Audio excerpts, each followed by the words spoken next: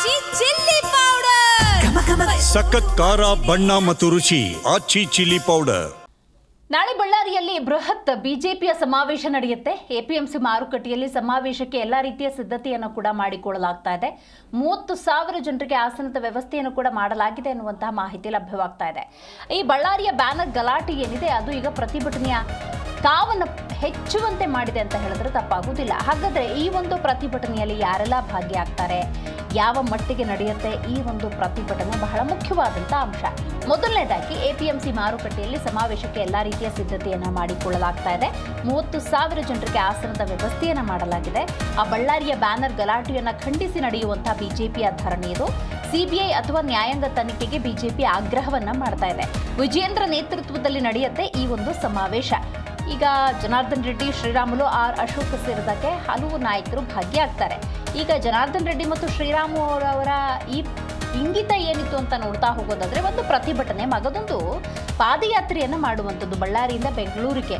ಅದಕ್ಕೆ ಈಗ ಯಾವ ರೀತಿಯ ನಿರ್ಧಾರವನ್ನು ಪಕ್ಷದಲ್ಲಿ ತೆಗೆದುಕೊಳ್ಳಲಾಗುತ್ತೆ ಅನ್ನೋದು ಕುತೂಹಲ. ಅದಕ್ಕೂ ಪೂರ್ವದಲ್ಲಿ ನೋಡಿ ತಯಾರಿ ಎಷ್ಟರ ಮಟ್ಟಿಗಿದೆ ಅನ್ನೋದನ್ನು ನೋಡಬಹುದು.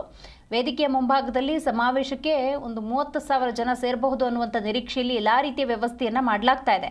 ಬ್ಯಾನರ್ ಗಲಾಟೆಯನ್ನು ಖಂಡಿಸಿ ಬಿಜೆಪಿಯಿಂದ ನಡೀತಾ ಇರುವಂತಹ ದೊಡ್ಡ ಮಟ್ಟದ ಹೋರಾಟ. ಈಗ ಸಿಬಿಐಗೆ ವಹಿಸಬೇಕು, ಇಲ್ಲ ನ್ಯಾಯಾಂಗ ತನಿಖೆ ಆಗಬೇಕು ಅನ್ನುವಂತಹ ಆಗ್ರಹವನ್ನು ಈ ಸಮಾವೇಶದ ಮೂಲಕ ಮಾಡ್ತಾರೆ. ಹಾಗಾದರೆ ಬಿಜೆಪಿ ರಾಜ್ಯಾಧ್ಯಕ್ಷ ಆಗಿರುವಂತಹ ವಿಜೇಂದ್ರ ಅವರ ನೇತೃತ್ವದಲ್ಲಿ ಯಾವೆಲ್ಲ ಪ್ರಮುಖ ನಾಯಕರು ಭಾಗಿಯಾಗ್ತಾರೆ ಈ ಒಂದು ಪ್ರತಿಭಟನೆಯಲ್ಲಿ ನೋಡ್ತಾ ಹೋಗೋದಾದ್ರೆ ಜನಾರ್ದನ್ ರೆಡ್ಡಿ, ಶ್ರೀರಾಮುಲು, ಆರ್ ಅಶೋಕ್, ಕೇಂದ್ರ ಸಚಿವರಾಗಿರುವಂಥ ಎಚ್.ಡಿ. ಕುಮಾರಸ್ವಾಮಿ ಅವರು ಕೂಡ ಭಾಗಿಯಾಗ್ತಾರೆ ಅಂತ ಹೇಳಲಾಗ್ತಾ ಇದೆ. ಇದರ ಜೊತೆಗೆ ಪ್ರಹ್ಲಾದ್ ಜೋಶಿ, ಸೋಮಣ್ಣ, ರಾಜ್ಯ ಬಿಜೆಪಿ ಮತ್ತು ಜೆಡಿಎಸ್ ನಾಯಕರು ಕೂಡ ಭಾಗಿಯಾಗ್ತಾರೆ. ಒಂದು ರೀತಿ ಸಮಾರಂಭ ಕಾಣ್ತಾ ಇದೆ, ಪ್ರತಿಭಟನೆ ಅಂತ ಕೂಡ ಹೇಳಲಾಗ್ತಾ ಇದೆ. ಬಟ್ ಇಲ್ಲಿ ಘಟಾನುಘಟಿ ನಾಯಕರ ಸಮಾಗಮ ಕೂಡ ಆಗುತ್ತೆ. ನೋಡಿ, ಬಳ್ಳಾರಿ ಬ್ಯಾನರ್ ಗಲಾಟೆ ಅನ್ನೋದು ಬಿಜೆಪಿ ಅಲ್ಲ, ಕಾಂಗ್ರೆಸ್ ಕಾರ್ಯಕರ್ತನ ಹತ್ಯೆಯೊಂದಿಗೆ ಅಂತ್ಯ ಆಗಿದೆ. ಬಟ್ ಇಲ್ಲಿ ಸೂಕ್ತ ರೀತಿಯ ತನಿಖೆ ಅನ್ನೋದು ಆಗಬೇಕು. ಮತ್ತು ಮುಂದೆಂದೂ ಕೂಡ ಇಂಥ ಸಣ್ಣ ಪುಟ್ಟ ಕ್ಷುಲ್ಲಕ ವಿಚಾರಕ್ಕೆ ಕೊಲೆ ಮಾಡೋ ಹಂತಕ್ಕೆ ಪ್ರಕರಣಗಳು ಹೋಗಬಾರ್ದು. ಆ ನಿಟ್ಟಿನಲ್ಲಿ ಈ ಪ್ರತಿಭಟನೆ ಮುಂದೆ ಯಾವ ತಿರುವನ್ನು ಪಡೆದುಕೊಳ್ಳುತ್ತೆ ಕುತೂಹಲವನ್ನು ಹೆಚ್ಚು ಮಾಡಿದೆ. ನನ್ನ ಪ್ರೀತಿಯ ಹೃದಯಪೂರ್ವಕ ನಮಸ್ಕಾರಗಳು. ಬಳ್ಳಾರಿಯಲ್ಲಿ ಕಾನೂನು ಸುವ್ಯವಸ್ಥೆ ಸಂಪೂರ್ಣವಾಗಿ ಕುಸಿದಿರುವ ಹಿನ್ನೆಲೆಯಲ್ಲಿ ಬಳ್ಳಾರಿ ಘಟನೆ ಕುರಿತು ಸಿಬಿಐ ತನಿಖೆ ಅಥವಾ ಹೈಕೋರ್ಟ್ ಜಡ್ಜ್ ಅವರ ಕಡೆಯಿಂದ ನಾವು ತನಿಖೆ ನಡೆಸಬೇಕು ಅಂತೇಳಿ ಈಗಾಗಲೇ ಆಗ್ರಹಿಸಿದ್ದೀವಿ. ಸರ್ಕಾರ ಇಲ್ಲಿವರೆಗೂ ಕೂಡ ಏನೂ ಕ್ರಮ ತೆಗೆದುಕೊಳ್ಳಿಲ್ಲ.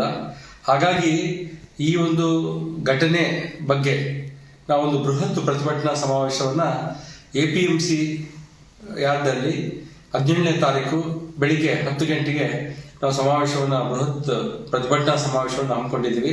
50,000 ಆಸನ ವ್ಯವಸ್ಥೆ ಇದೆ. ರಾಜ್ಯಾಧ್ಯಕ್ಷರಾದಂಥ ವಿಜೇಂದ್ರ ಬಸವರಾಜ ಬೊಮ್ಮಾಯಿ, ಗೋವಿಂದ ಕಾರಜೋಳ ಮೊನ್ನೆ 1ನೇ ತಾರೀಕಿನ ಘಟನೆ ಪರವಾಗಿ ಈ ಸಮಾವೇಶ ಮಾಡ್ತಿರೋದು. ಇಲ್ಲಿ ಸುಮಾರು 30,000 ಚೇರ್ ಹಾಕಿದ್ದಾರೆ. 30,000 ಜನ ಊಟ ವಸತಿ ಎಲ್ಲ ಇದೆ.